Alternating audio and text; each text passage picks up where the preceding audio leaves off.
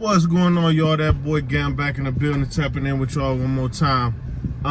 Today, I just wanted to get on here and talk to y'all about this Atlanta traffic.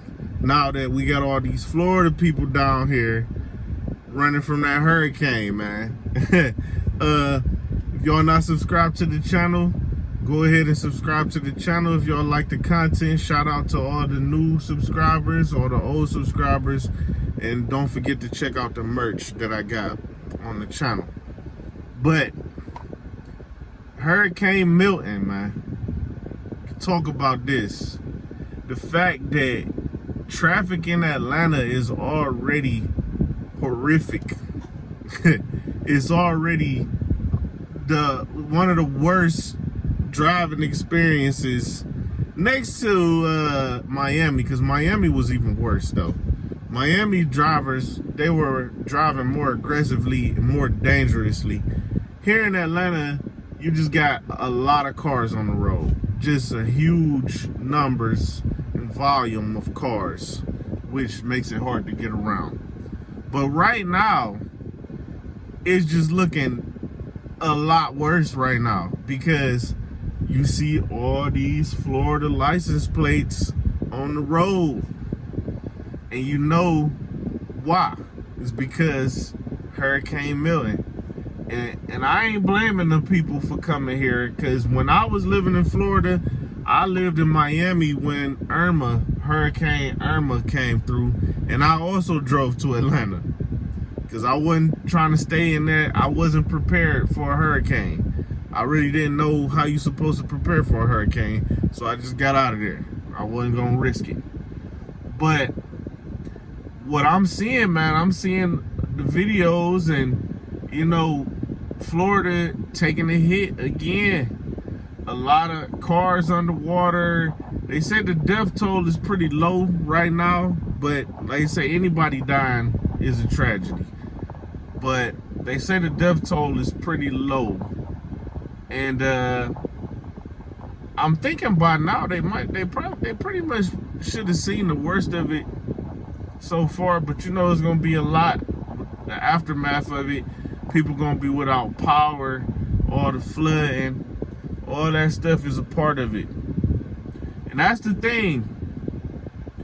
Florida is a beautiful place to live and vacation and party and have a good time. But the flip side and the downside to living in Florida is dealing with the hurricanes. Hurricane season, it come around every year, and even if you don't get an actual hurricane, you're gonna get the hurricane warnings and the scares, and y'all worry about it.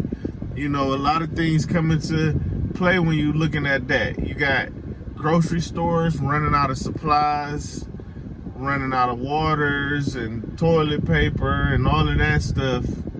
You got the gas stations running out of gas. So you driving miles trying to find a gas station. When you find one, you might have to wait for hours trying to get to the pump, because it's gonna be a line. People trying to drive out of town, out of state, but they don't know when they're gonna be able to get gas again. You don't want to be stranded on the side of the road during a hurricane. So like I say, we went through it. I saw a guy today driving an SUV with a trailer on the back, and the trailer had nothing but gas cans on it. He had like maybe 5 or 6 gas cans on the back of his trailer, because he probably figured, man, I filled them all up. I ain't about to run out. Not running out of gas, because that'll be ugly. But you know, I feel for the people who there, and like a lot of people were saying, they telling people evacuate, mandatory evacuation.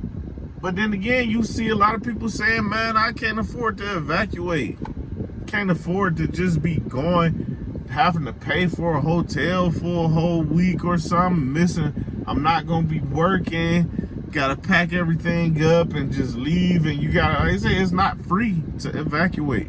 You have to pay to stay somewhere, pay to eat, all of that stuff come into play. So yeah, shout out to everybody in Florida right now. And you know, if you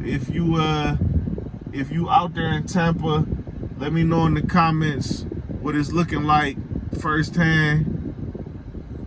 But that's all I got, man. Everybody stay strong. Till next time, y'all. Again, I'm tapping out.